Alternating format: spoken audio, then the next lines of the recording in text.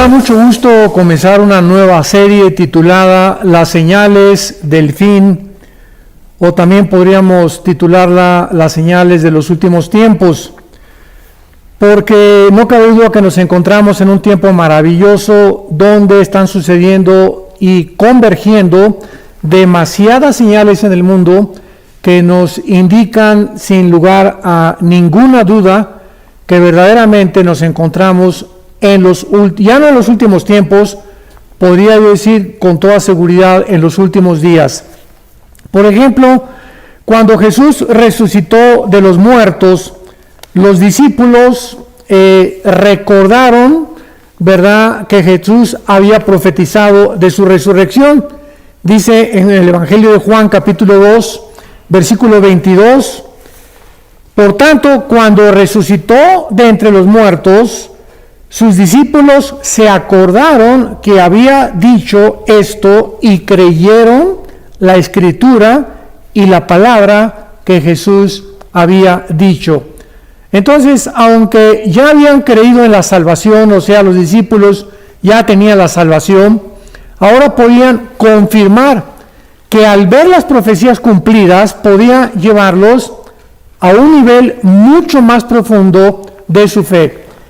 Y esta es la razón por la cual Dios nos ha dejado en la Biblia estas profecías, para que no cabe duda que muchos de ustedes que nos escuchan ya tienen su salvación, ya estamos bautizados con el Espíritu Santo, regenerados y sellados con el Espíritu Santo. Sin embargo, mientras más avanza el mundo en el conocimiento y mientras más nos acercamos a la segunda venida del Señor Jesucristo, más señales están convergiendo al mismo tiempo, indicándonos realmente que sí nos encontramos en esta última generación. Y por lo menos Jesucristo estableció la misma verdad varias veces. Por ejemplo, en Juan capítulo 13, versículo 19, dijo Jesús: desde ahora se los digo antes que suceda, para que cuando suceda crean que yo soy. Vemos otra vez el énfasis de Jesús en las profecías. Les estoy contando algo que va a suceder, para que cuando suceda, ustedes se recuerden que yo se los dije, y en ese momento ustedes van a comprender que les dije la verdad y que yo soy el único que conozco el futuro. Pero también encontramos otra parecida en Juan capítulo 14, versículo 29. Ahora os lo he dicho antes, es Jesús hablando, antes de que suceda, para que cuando suceda, creáis. Otra vez Jesús nos muestra que las profecías son con el propósito principal de que nosotros vamos a ver el cumplimiento y nuestra fe va a estar mucho más profunda. Y finalmente en Juan 16, versículo 4, Jesús dijo: mas os he dicho estas cosas para que cuando llegue la hora se acuerden de que ya lo había yo dicho. Esto no os lo dije al principio, porque yo estaba con ustedes. Vemos entonces el énfasis de Jesucristo insistiendo en que pongamos atención a las profecías, porque esto va, repito e insisto, a profundizar nuestra fe y además podamos nosotros tener la evidencia completa de que pues no necesitamos milagros, ver que algún rayo caiga del cielo, que algún paralítico se levante una silla de ruedas para que podamos creer. Básicamente las profecías son suficientes para que podamos nosotros tener la palabra profética más segura.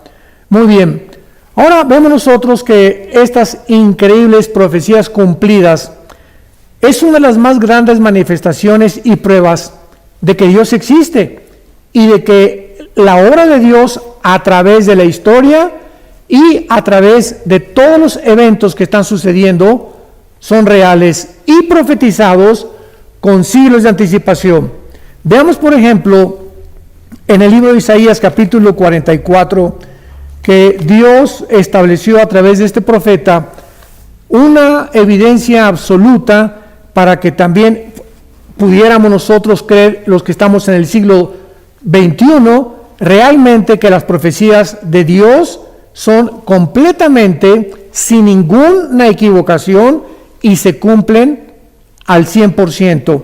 Dice Isaías 44, versículos 6 al 8, escrita hace 2700 años, o sea, 700 años antes de que Jesucristo viniera al mundo. Y dice así, Isaías 44, del 6 al 8. Así dice Jehová, Rey de Israel, y su Redentor, Jehová de los ejércitos. Yo soy el primero, y yo soy el postrero, y fuera de mí no hay Dios. Aquí el profeta Isaías está hablándonos acerca de la eternidad de Dios y del principio y el final con el cual encontramos nosotros en la Biblia declarado todos los acontecimientos desde la creación del universo hasta el final de la historia humana. Cuando Dios dice, yo soy el primero, nos está mostrando que Él es el único que conoce el principio, porque la ciencia jamás podrá averiguar cuándo tuvo inicio el universo, cuál es el origen de la humanidad. Esto la ciencia nunca lo podrá comprobar, porque para que sea científico tiene que ser repetitivo. Entonces, cuando Dios dice yo soy el primero, Él es el que puede en la Biblia mostrarnos cuál fue el inicio tanto de la creación del universo como también la creación de nosotros, de los ángeles y de todo lo que existe. Y cuando dice Dios, y yo al mismo tiempo soy el último o el postrero, ¿qué nos está queriendo decir? Que si Él es el primero y Él es el último, nosotros nos encontramos en medio. O sea, porque todavía no llegamos al final. Entonces, si nosotros estamos en medio y Él es el final y Él nos ha dicho a través de la historia de qué forma todos los eventos se han venido cumpliendo, tenemos la absoluta confianza de que podemos nosotros también saber que el final será como Dios lo profetizó en las Sagradas Escrituras y como Jesucristo y sus apóstoles lo profetizaron también. Pero el profeta Isaías continúa diciendo en el versículo 7, ¿quién proclamará lo venidero, lo declarará y lo pondrá en orden, delante de mí, como yo hago desde que establecí el pueblo antiguo? Anuncien lo que viene y lo que está por venir. Aquí Dios está lanzando un interrogatorio, un cuestionamiento. Podría yo decirle que es como un desafío, como un reto. Y está preguntándoles a todos los falsos profetas que han surgido a través de la historia, ¿quién puede realmente proclamar el futuro con la exactitud del 100% de las profecías cumplidas como las que están en la Biblia? ¿Quién? Nadie en la historia. Que las profecías de Nostradamus y las profecías de Mahoma, etcétera, etcétera, nos damos cuenta que las de Nostradamus se cumplieron en un 30-40% y las otras 60-70% fracasaron. El único que realmente puede conocer el futuro es Dios. De ahí esta interrogante, y continúa diciendo, ¿quién podrá proclamar lo venidero, lo declarará y lo pondrá en orden delante de mí, como hago yo desde que establecí el pueblo antiguo? ¿Qué quiere Dios decirnos con esta pregunta? Si venimos a la Biblia, encontramos que desde el principio de la Biblia, Dios nos muestra el origen de que, a lo cual la mayor parte de los psicólogos, historiadores, filósofos, etcétera, etcétera, han tratado de explicar el problema humano. Por ejemplo, William Shakespeare, el famoso dramaturgo inglés, dijo que el problema humano era un defecto trágico. Carlos Marx postuló su famosa teoría de clases o lucha de clases, que si la clase del proletariado derriba a la clase burguesa, la sociedad va a vivir en paz, y es el problema por el cual el ser humano tiene tanta maldad.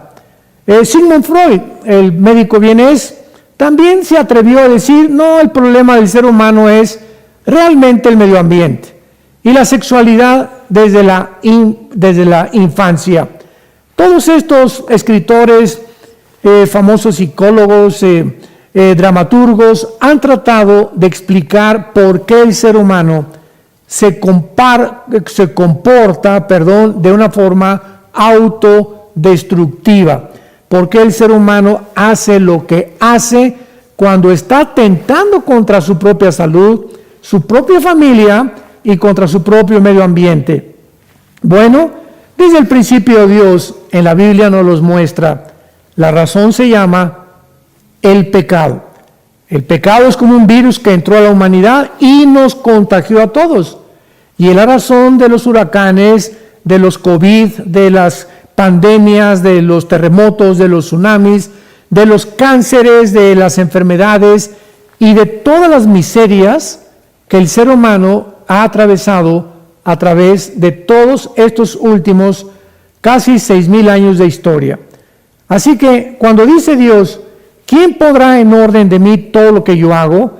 El orden de la Biblia es asombroso, es sobrenatural, porque de ahí en adelante vemos que Dios llama a Abraham y le da la profecía, en ti serán benditas todas las naciones, y vemos la semilla de Abraham genéticamente a través de todo el Antiguo Testamento, cómo llega hasta el nacimiento del Mesías prometido, Jesucristo.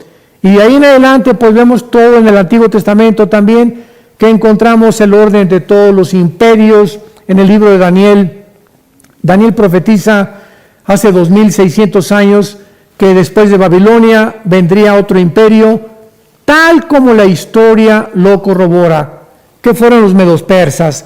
Vendría un tercer imperio, que serían después de los persas, los griegos, y un cuarto imperio que serían los romanos. Así que el orden de la historia está en la Biblia. Y profetiza la Biblia, aunque lo vamos a ver más adelante, de qué forma acabará el mundo, política, religiosa, económicamente.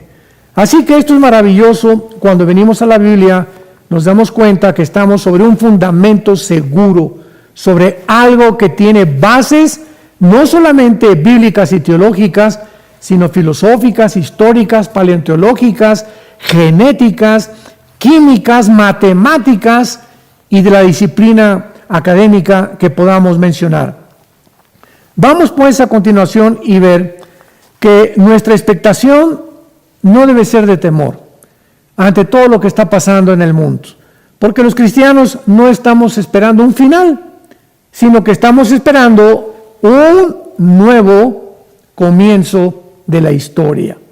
O sea, no hay tal cosa como el final de la humanidad, porque cuando termine la humanidad y la muerte, vamos a ver que después nosotros vamos a entrar al reino milenial que Jesucristo profetizó, conocido como el milenio o el reino mesiánico. ¿Sabían ustedes que mueren 55 millones de personas al año? 55 millones de personas mueren al año, de diferentes causas, de diferentes enfermedades, porque la muerte es un juicio de Dios, ya que Dios le dijo a Adán, el día que tú participes de este fruto, ciertamente morirás. Entonces la muerte es el resultado y el producto de un juicio divino. Una vez alguien me preguntó, ¿usted cree que el coronavirus famoso que está ahorita tan controvertido y debatido en el mundo es un juicio de Dios? La pregunta es sí, y podemos responder también que no. Sí es un juicio de Dios porque miles de personas han muerto de esta famosa pandemia. Y miles mueren de cánceres. Simplemente en el 2019 en China murieron casi 200,000 personas, casi 300,000 personas del flu o de la influenza. Así que estamos nosotros haciendo un teatro, ¿verdad? Un circo, diciendo que ahorita toda la atención está concentrada en un famoso virus. Pero 55 millones de personas cada año están muriendo en el mundo. Y este fue el caso realmente de que nosotros podamos ver a dos ejemplos en el Nuevo Testamento del famoso Simeón y Ana, que estaban esperando no un final, sino un nuevo comienzo de la historia. En el libro de Lucas, en el Nuevo Testamento, capítulo 2, esto es maravilloso y siempre me ha asombrado y me ha confortado y me ha animado muchísimo a mantener este espíritu expectante, de saber que no estamos esperando un final, los cristianos, estamos esperando un nuevo comienzo, porque el día que nosotros muramos, comenzamos una nueva vida, y una vida que verdaderamente ya estará libre de enfermedades y de problemas como los que actualmente estamos atravesando. Veamos en Lucas capítulo 2, versículo 25 y 26, estas palabras. Esto fue antes de que Cristo naciera. Y está relatándonos la vida de dos personas ya en estado, se podría llamar de la tercera, cuarta edad, Simeón y Ana, que ellos, a pesar de vivir en un gobierno como el gobierno romano, perseguidos, donde en un lapso futuro iban a comenzar a aventar a los cristianos a los leones, ellos mantenían la esperanza de que cuando naciera el Mesías cambiarían las cosas. Y dice así, Lucas 2:25, había en Jerusalén un hombre llamado Simeón, y este hombre justo y piadoso esperaba la consolación de Israel. Este hombre, a través de todos los años que él vivió, tenía una esperanza, que cuando viniera el Mesías, se cumplieran las profecías del Antiguo Testamento y él pudiera personalmente dar testimonio de que realmente su fe no había sido en vano. Estaba esperando la consolación de Israel y el Espíritu Santo estaba sobre él. Y le había sido revelado por el Espíritu Santo que no vería la muerte antes que viera al ungido del Señor. Y movido por el Espíritu, vino al templo, y cuando los padres del niño Jesús le trajeron al templo para hacer por él conforme al rito de la ley, él lo tomó en sus brazos y bendijo a Dios diciendo, me voy a detener aquí. Este hombre estaba esperando al Mesías y enfrentó todas las vicisitudes de la vida para que esa esperanza no muriera en él. Y el Espíritu Santo que estaba sobre él, porque era un hombre piadoso, porque sin fe es imposible agradar a Dios, le había prometido que él no iba a morir antes de que viera al Mesías. Y cuando trajeron a Jesús al templo, ¿cómo sabía él que era el niño Jesús? ¿Cómo sabía él que era el Mesías? Porque veamos lo que dice cuando lo carga. Versículo 29. Ahora, Señor, despides a tu siervo en paz conforme a tu palabra, porque han visto mis ojos tu salvación, la cual has preparado en presencia de todos los pueblos, luz para revelación a los gentiles y gloria de tu pueblo Israel. Vemos nosotros una de las primeras profecías de Simeón en la Biblia, con el niño Jesús cargándolo en sus brazos y anunciando que realmente él era y que ahora podía morir en paz porque ya había visto que el Mesías prometido venía a este mundo. Pero veamos ahora el caso de otra mujer llamada Ana, en el versículo 36 al 38 de Lucas capítulo 2. Estaba también Ana, la profetisa, hija de Samuel, o de Famuel, de la tribu de Aser, de edad muy avanzada, pues había vivido con su marido 7 años desde su virginidad. Y era viuda hacía 84 años y no se apartaba del templo, sirviendo noche y día con ayunos y oraciones. Esta, presentándose en la misma hora, daba gracias a Dios y hablaba del niño a todos los que esperaban la redención de Israel. O sea, en el mismo momento que Simeón cargó al niño Jesús, ahí estaba otra mujer llamada Ana, que tenía 85 años de viuda, imaginémonos nada más, me imagino que ya tendría como 95 o 98 años, casi 100 años de edad. Y en ese momento ella da testimonio de lo que Simeón había dicho anticipadamente, que ella estaba segura que ahora venía la salvación del pueblo de Israel. Pasemos ahora y veamos a continuación la aparición de las señales, una vez que hemos visto que las profecías están en la Biblia con el propósito de enseñarnos a vivir en fe, a confiar que lo que Dios ha dicho se tiene que cumplir. Como dice en su segunda carta el apóstol Pedro, capítulo 1, tenemos también la palabra profética más segura, a la cual haríamos bien en estar atentos y más en este tiempo que vivimos. Porque si tú te separas de la Biblia y tú te haces a un lado y comienzas a enfriarte, comienza a entrar la angustia, el temor, las dudas, la depresión, el estrés, porque separados de mí, separados de la Biblia, nada podemos hacer. Esto es muy importante para considerar en los tiempos que estamos viviendo. Muy bien. No cabe duda que mientras más cerca nos encontramos del arrebatamiento de la iglesia, más señales vamos a continuar viendo de parte de Dios, y lo que verdaderamente nos encontramos en los últimos tiempos de esta última generación. Veamos rápidamente que en el Medio Oriente es una olla express. Ahora está China, Rusia e Irán unidos tal como se profetizó hace 2700 años en Ezequiel 38 y 39. Hace 2700 años se profetizó que la China, Rusia e Irán se unirían con varias naciones musulmanas para planear una invasión contra Israel.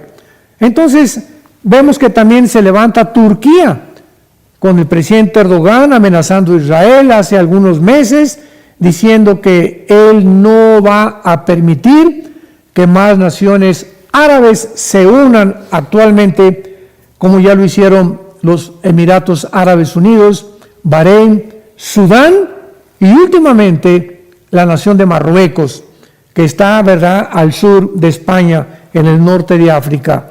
Estas 4 naciones árabes que ya forman parte de la nación de un tratado diplomático con la nación de Israel, juntamente con Jordania y con Egipto, son 6 naciones árabes, que esto es inconcebible, que ya están unidas con pactos diplomáticos de paz, como el pacto Abraham que hicieron hace poco estas naciones de Emiratos Árabes y de Bahrein con la nación de Israel. Esto es increíble, porque hace aproximadamente 74, 75 años que Israel se independizó y se convirtió en una nación soberana, libre.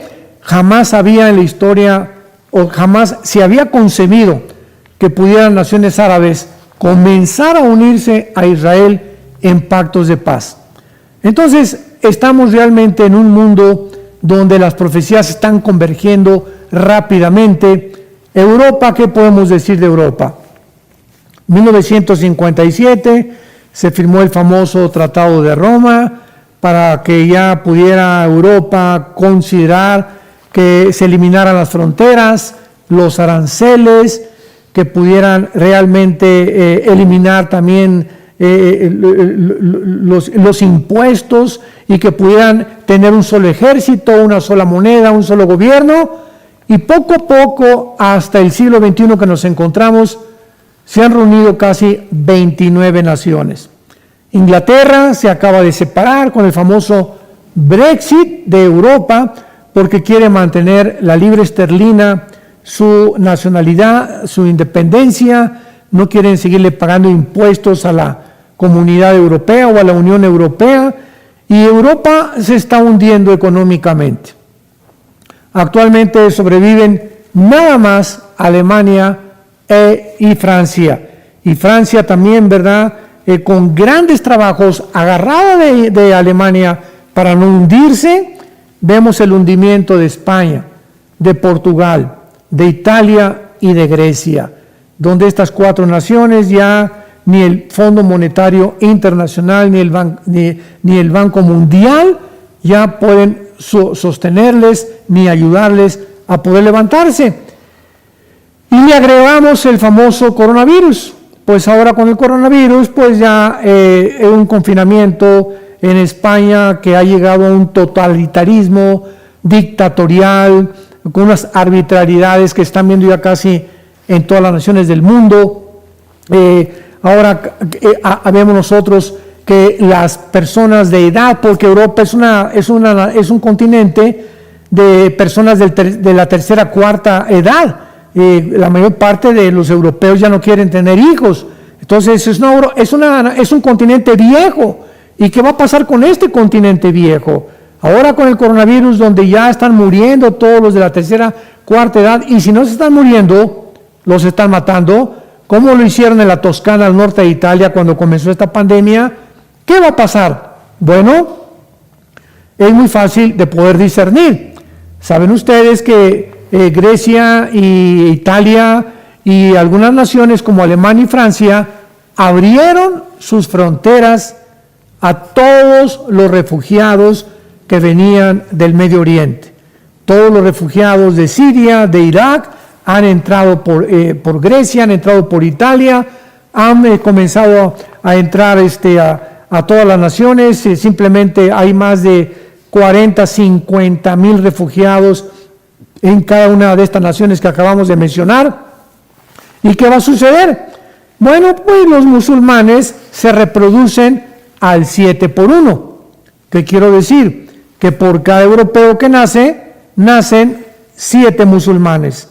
Con esto podemos nosotros deducir que en 8 años, para el año 2027-2028, Europa será un continente musulmán, controlado por los musulmanes y por la ley de los musulmanes, y vamos a ver que las profecías bíblicas se van a cumplir, porque tal vez el anticristo tendrá raíces musulmanas, ya que provendrá de alguna nación o de Siria o de Irak, del Medio Oriente. Este panorama, pues, general que acabo de compartir con ustedes nos abre un poco los ojos para darnos cuenta de qué forma está el mundo convergiendo a las señales de estas que vamos a comenzar a estudiar, pero tenemos que tener un panorama muy claro para poder saber que tenemos el tiempo límite, el tiempo contado, y que haríamos bien al darnos cuenta que el fin de todas las cosas se acerca, ser sobrios y velar en oración. Pero vamos a comenzar con el surgimiento del nuevo imperio romano como la primera señal que converge con el siglo XXI.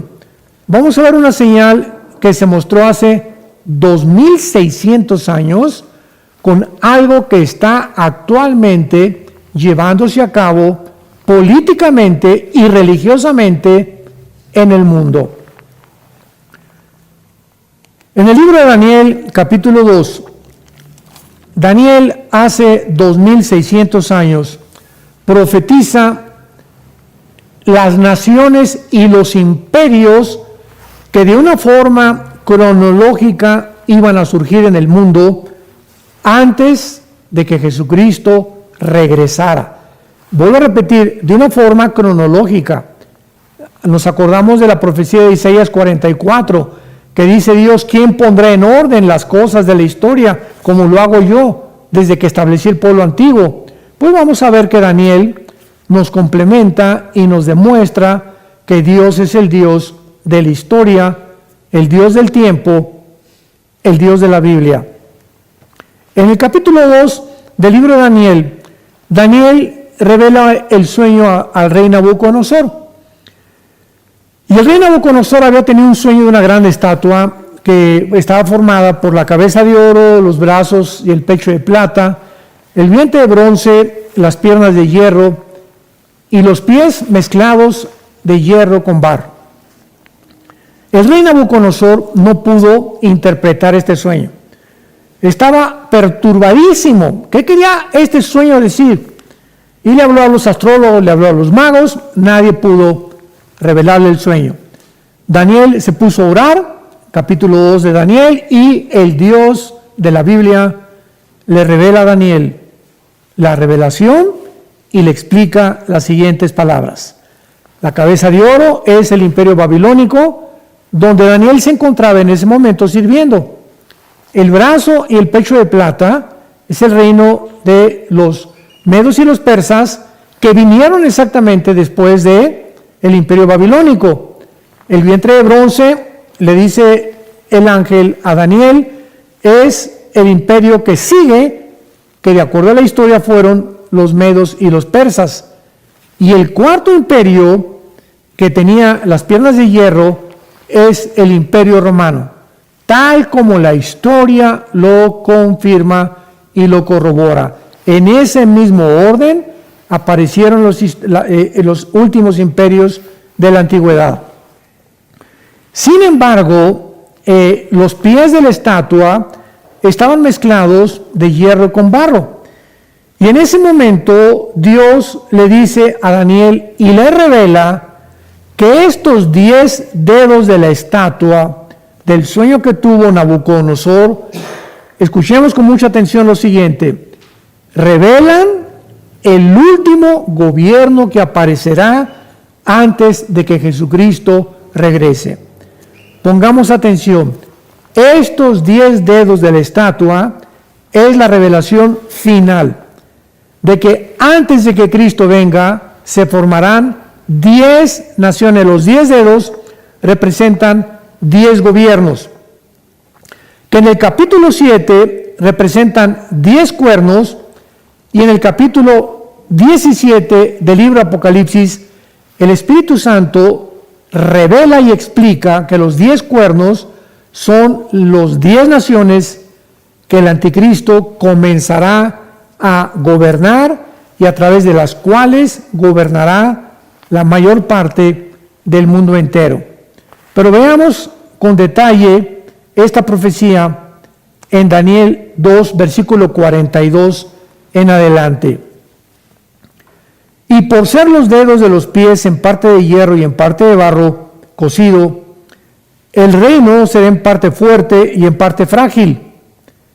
Así como viste el hierro mezclado con barro, se mezclarán por medio de alianzas humanas, pero no se unirán el uno con el otro, como el hierro no se mezcla con el barro. Y en los días de estos reyes, pongamos mucha atención, en los días de estos reyes, el Dios del cielo levantará un reino que no será jamás destruido. En los días cuando se formen estas 10 naciones, estos 10 gobiernos, en esos días es cuando Cristo regresará al mundo. Y dice a continuación, un reino que no será destruido, ni será el reino dejado a otro pueblo. Desmenuzará y consumirá a todos estos reinos, pero él permanecerá para siempre. Y de la manera que viste que del monte fue cortada una piedra, no con mano, la cual desmenuzó el hierro, el bronce, el barro, la plata y el oro, el gran Dios ha mostrado al rey lo que ha de acontecer en lo porvenir. Esta profecía está relacionada con el futuro de la humanidad, con los últimos tiempos, que somos los tiempos que nosotros estamos viviendo. Dios te ha revelado lo que ha de acontecer en lo porvenir, y el sueño es verdadero y fiel su interpretación. Actualmente, para entrar en materia, el mundo se dirige a lo que se conoce como el globalismo. La globalización es otra cosa, son dos términos completamente diferentes.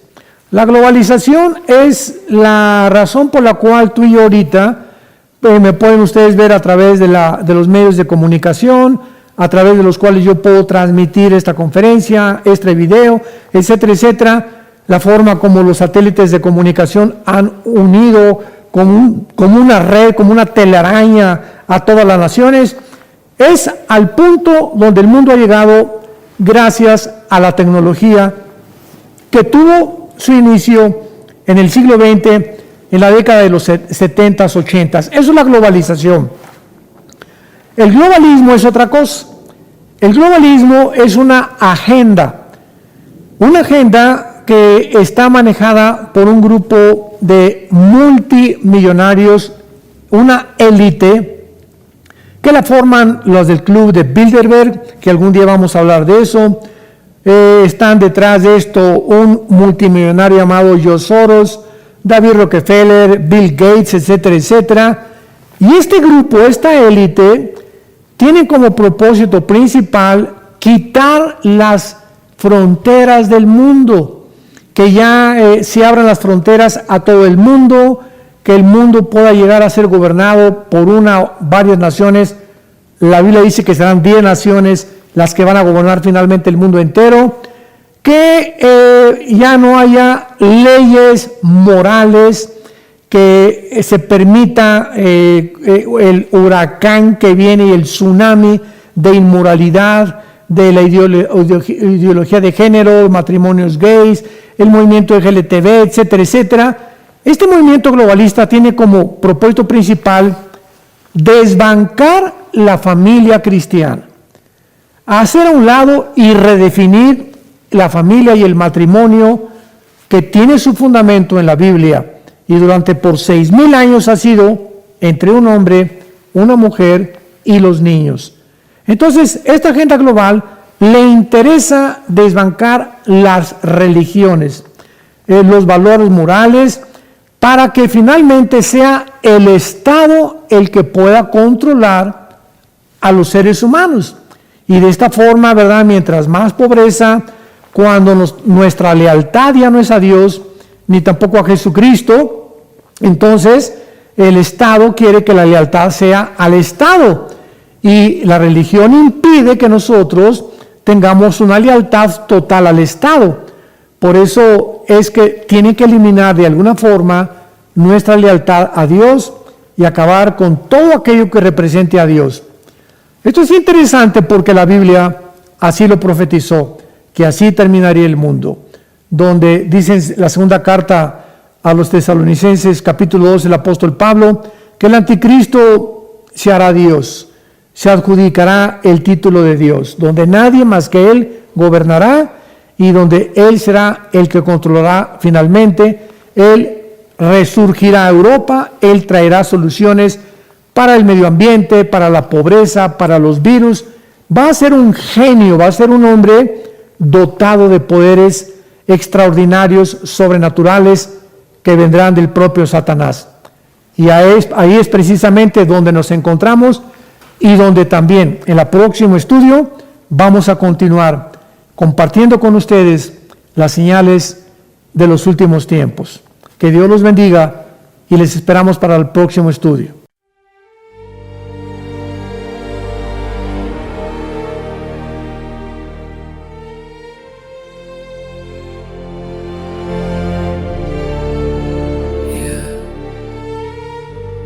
Vértigo de seda, mi calma se queda. Tu piel me provoca, mi alma te toca, mi voz invoca, tu luz sofoca, la noche suspira, mi mente conspira, tu sombra delira, mi calma se vira. Vértigo de seda, mi pecho en caída, tu culpa metida, mi fe rendida. Cada paso te nombra, mi alma en la sombra. Tu beso me asombra, mi calma se alfombra. El aire me atrapa, mi pecho se escapa, tu nombre me tapa, mi voz se desmapa.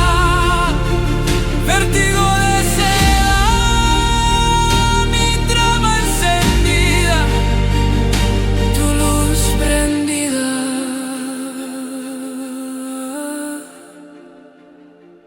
piel vencida.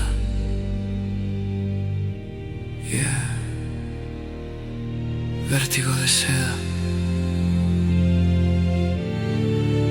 Mi alma completa.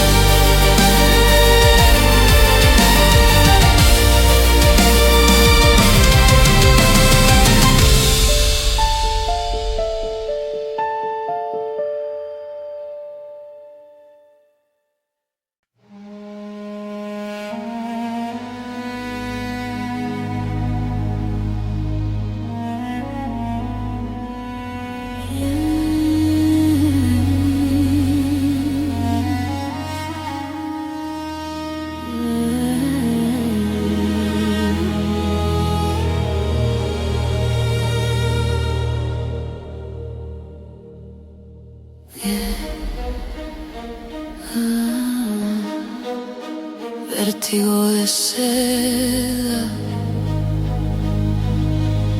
mi calma se queda. Tu piel me provoca, mi alma te toca, mi voz invoca tu luz, sofoca. La noche suspira, mi mente conspira, tu sombra delira, mi calma se vira, vértigo de seda, mi pecho en caída, tu culpa metida, mi fe rendida.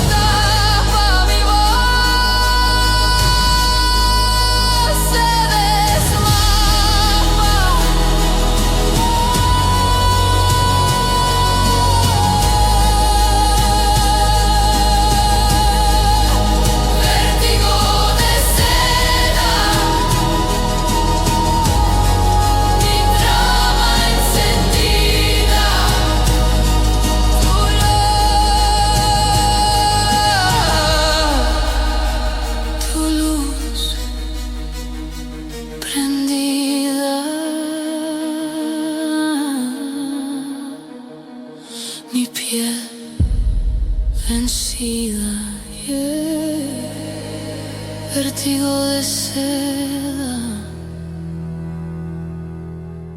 mi alma completa.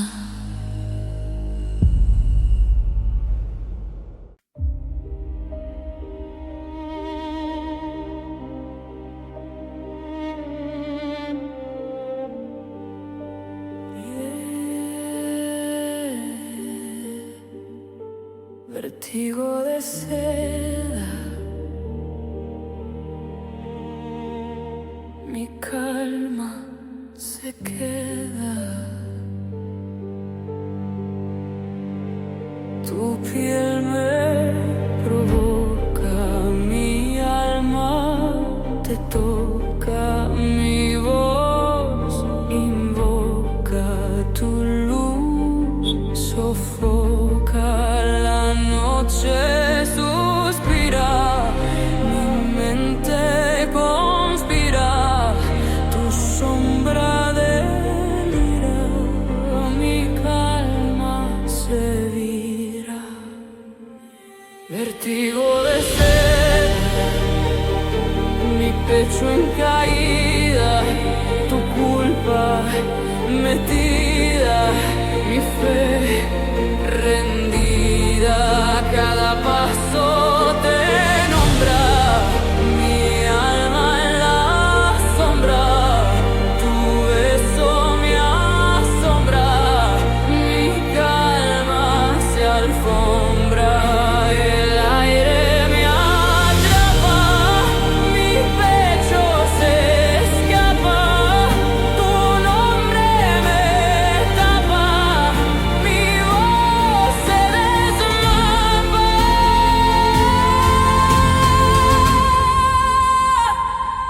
Vértigo de seda, mi trama encendida,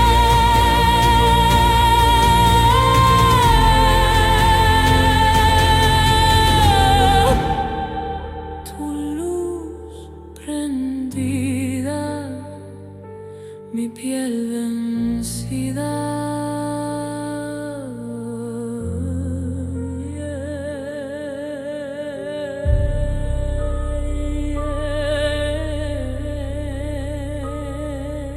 Vértigo de seda, mi alma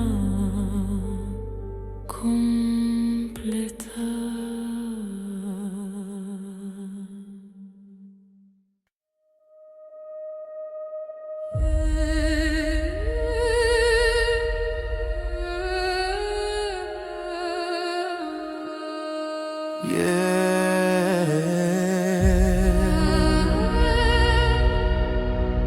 Vértigo de seda,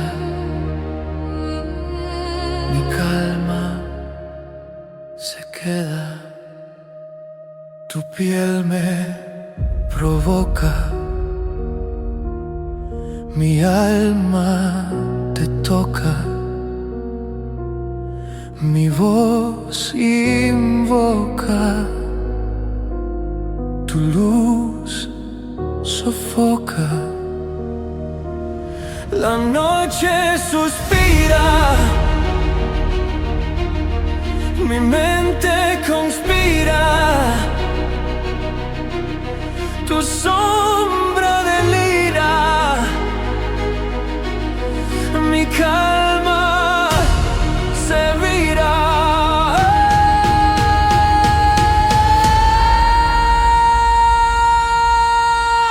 Vértigo de seda, mi pecho en caída, tu culpa metida,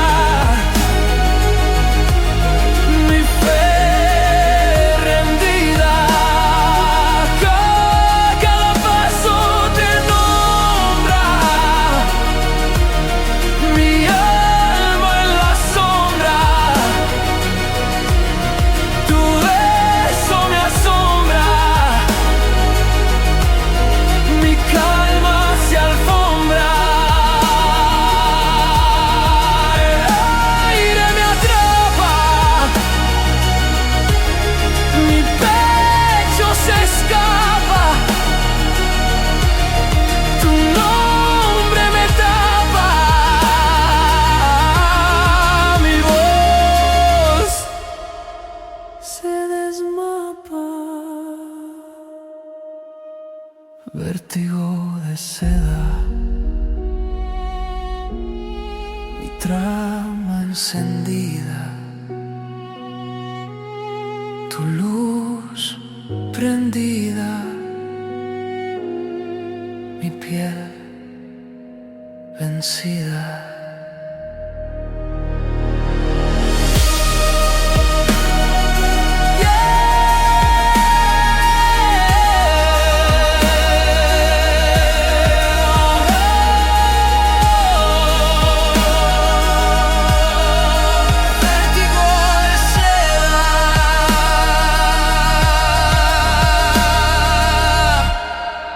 Mi alma completa.